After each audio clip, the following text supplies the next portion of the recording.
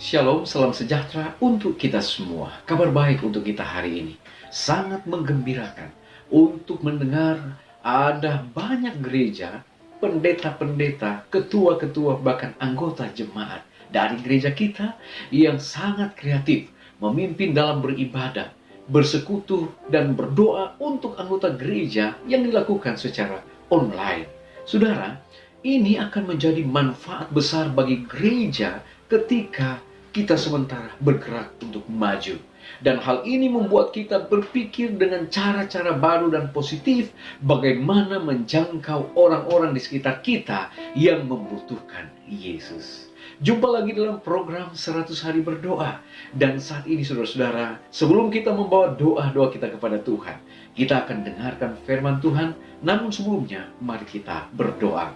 Bapa di sorga, kami bersyukur Tuhan oleh karena waktu yang Kau berikan, di mana kami boleh datang lagi untuk membawa doa-doa kami kepadamu.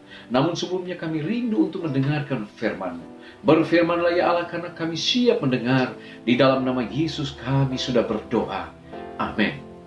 Pembahasan kita pada hari ini adalah The Faith of Jesus, atau iman Yesus. Di dalam kitab Wahyu, pasalnya yang ke-14, ayatnya yang ke-12, firman Tuhan berkata, yang penting di sini ialah ketekunan orang-orang kudus yang menuruti perintah Allah dan iman kepada Yesus. Saudaraku yang kekasih, ada hal yang menarik di dalam kitab Wahyu, pasal yang ke-14, khususnya di ayatnya yang ke-6 hingga ayatnya yang ke-12. Di sana berbicara tentang pemberitahuan tentang penghakiman. Nah, saudaraku yang kekasih, secara ringkas dikatakan di dalam Wahyu 14 ayat 6 sampai 12, di sana berbicara tentang malaikat-malaikat yang dilambangkan di mana mereka sementara terbang di tengah langit dan sementara memaklumkan pekabaran dan amaran kepada dunia dan mempunyai sangkut paut yang langsung terhadap orang-orang yang hidup di zaman akhir sejarah dunia. Saya mau bertanya, siapa mereka yang hidup di akhir dari sejarah dunia? Jawabannya adalah saudara dan saya. Kita sementara berada di akhir dari sejarah dunia ini, di mana kita akan melihat akan satu perubahan yang besar yang akan terjadi sehubungan dengan kedatangan Tuhan pada kali yang kedua. Nah saudara, di ayat yang ke-6 firman Tuhan berkata, Wahyu pasal 14 ayat 6, dan aku melihat seorang malaikat lain terbang di tengah-tengah langit, dan padanya ada Injil yang kekal untuk diberitakannya kepada mereka yang diam di atas bumi dan kepada semua bangsa dan suku bahasa dan kaum. Di ayat yang ke-7 dikatakan, dan ia berseru dengan suara nyaring, takutlah akan Allah dan muliakanlah Dia, karena telah tiba saat penghakimannya. Dan sembahlah Dia yang telah menjadikan langit dan bumi dan laut dan semua mata air. Di ayat yang ke-7 ini, di sana menceritakan tentang pekabaran malaikat yang pertama.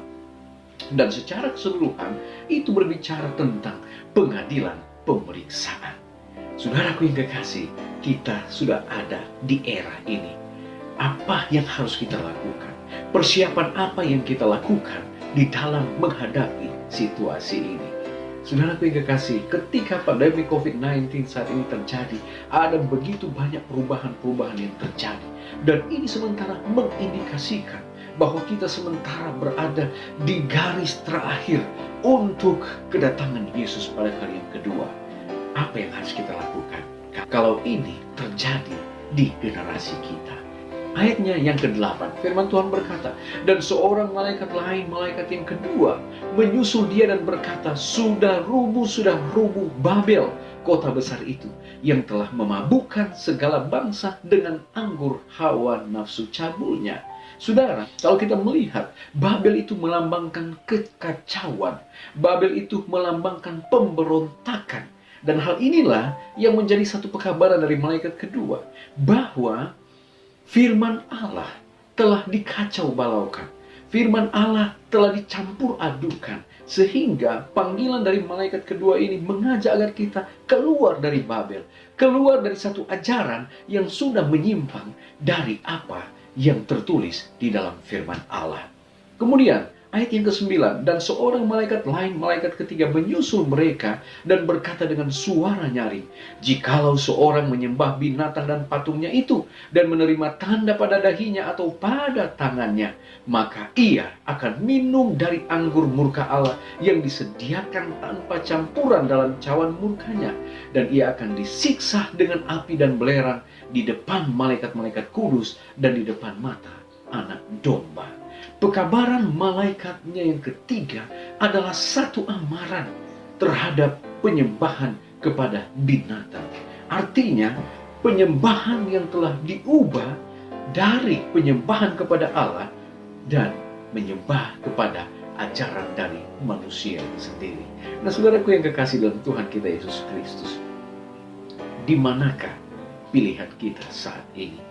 Amaran dari malaikat pertama, malaikat kedua, dan malaikat yang ketiga adalah satu amaran bahwa kita saat ini harus kembali kepada ajaran yang sesungguhnya, ajaran yang sesuai dengan perintah Allah.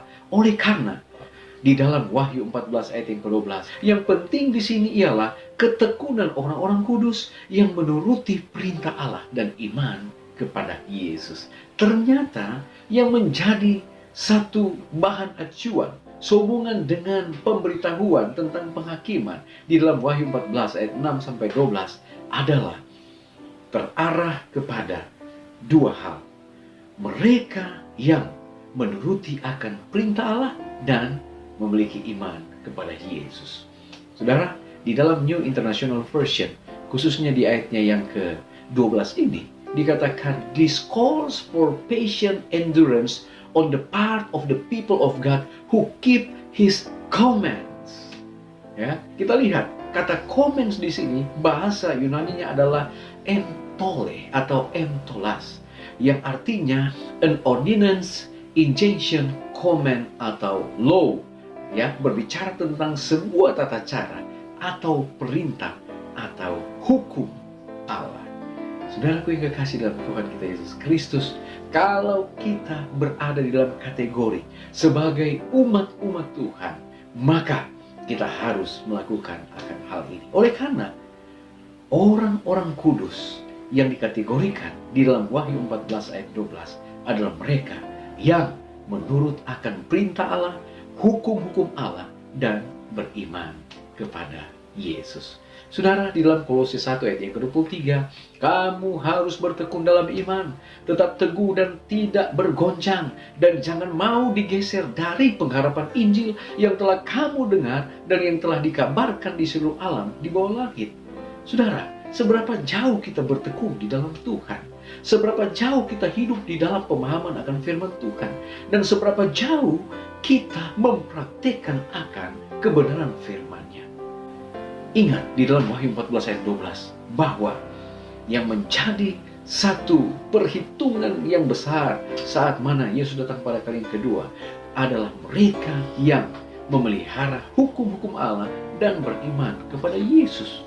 Dan menjadi pertanyaan, sudahkah kita bertekun menjalankan hal itu?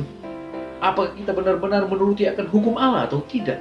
Apakah benar-benar kita beriman kepada Yesus atau tidak? Ini adalah menjadi tantangan untuk kita semua.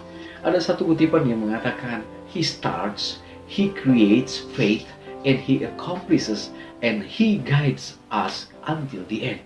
Bahwa Dia yang menciptakan iman, dan Dia yang memimpin kita, serta menuntun kita sampai akhir. Tinggal bagaimana kita mau terus menurut akan perintah-perintah Allah, menurut akan hukum-hukum Allah, dan seberapa jauh kita beriman kepada Yesus. Saudara, kita tidak boleh lupa bahwa iman adalah masalah timbal balik. Iman, berbicara tentang iman, itu berbicara tentang dua sisi. Sisi yang pertama adalah sisi objektif, di mana kita percaya kepada sesuatu yang tidak kita lihat, dan itu adalah iman kepada Yesus. Dan yang kedua adalah sisi subjektif, dan itu berbicara tentang karakter di dalam kehidupan kita yang bisa dipercaya. Kalau kita memiliki satu kehidupan atau karakter yang kuat, memiliki satu kehidupan yang sesuai dengan firman Allah, maka kita tidak akan goyah di dalam iman kita. Di dalam Selected Messages jilid 3 halaman 172 Alinea yang ketiga dikatakan, iman pada kemampuan Kristus untuk menyelamatkan kita dengan limpah dan sepenuhnya dan seterusnya adalah iman yang berasal dari Yesus. Kiranya Allah memberkati kita dan kita boleh menjadi umat-umat yang dipersiapkan bagi kedatangan Yesus pada kali yang kedua. Saya berdoa dalam nama Yesus. Amin. Baik saudara-saudara, kita akan datang pada doa saat ini.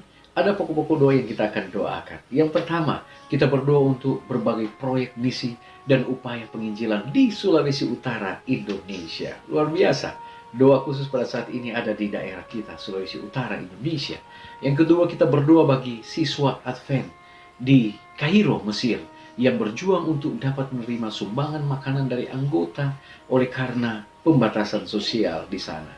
Kemudian kita juga berdoa untuk anggota yang berada di wilayah barat laut Nigeria yang menyatakan pekabaran Injil meskipun ada bahaya yang datang dari kelompok teroris. Dan yang keempat, kita berdoa bagi siswa-siswa di Filipina yang menghadapi masalah berkaitan dengan kelas pada hari Sabat. Baik saudara-saudara, mari kita menghadap Tuhan, kita berdoa. Bapa di sorga, kami bersyukur Tuhan, oleh karena waktu yang Kau berikan bagi kami saat ini. Kami boleh mendengarkan firman Tuhan sehubungan dengan iman kepada Yesus. Tolonglah kami Bapa, sehingga kami akan tetap bertekun untuk mempercayai Engkau satu-satunya Tuhan Allah kami. Kami beriman kepada Engkau ya Allah. Bukan hanya sampai di situ, tetapi ya Tuhan, kami diajak untuk mempraktekkan akan firman Tuhan, menuruti akan hukum-hukum Allah, dan memiliki iman kepada Yesus. Biarlah hal ini kami boleh praktekkan dalam kehidupan kami, sehingga ketika Engkau datang, warisan keselamatan Tuhan telah siapkan bagi kami semua. Bapa di sorga, kami berdoa saat ini Tuhan, untuk usulan-usulan doa. Di mana yang pertama kami berdoa untuk program penginjilan yang sementara dan sedang dilaksanakan di Sulawesi Utara. Tuhan kiranya berkati, baik dari pimpinan yang ada, kemudian pendeta-pendeta, seluruh anggota jemaat dalam pelayanan penginjilan di wilayah yang luas ini. Tuhan berkati, sehingga pekabaran ini boleh terjangkau kepada mereka yang rindu untuk mendengarkan akan firman Tuhan, yang rindu untuk mempelajari akan kebenaran firman-Mu, dan banyak yang boleh dimenangkan di wilayah Sulawesi Utara ini.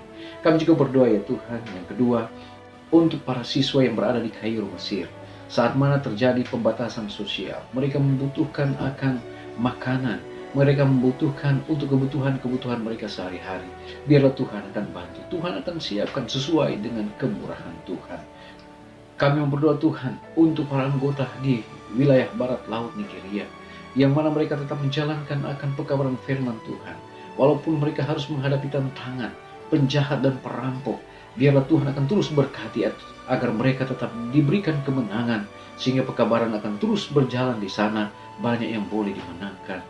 Tuhan memberkati untuk para siswa yang berada di Filipina. Tolonglah mereka ya Tuhan. Oleh karena saat mana mereka sementara berjuang untuk menyelesaikan pendidikan mereka, mereka terhalang untuk ujian pada hari Sabat. Tuhan kiranya berkati. Tuhan akan menolong sehingga pemerintah lebih khusus yang bertanggung jawab di bidang itu boleh memberikan keluasan bagi mereka untuk ujian di hari yang lain. Terima kasih Bapa, kami percaya Tuhanlah yang telah mendengar doa kami, dan Tuhan sedia menjawab doa-doa kami, serta mengampuni dosa dan kesalahan kami. Dalam nama Yesus kami sudah berdoa. Amin. Baik saudara-saudara, pertemuan kita pada saat ini telah selesai. Biarlah kasih Tuhan akan terus menyertai kita semua. Kita akan jumpa lagi pada besok hari. Tuhan memberkati kita. Amin.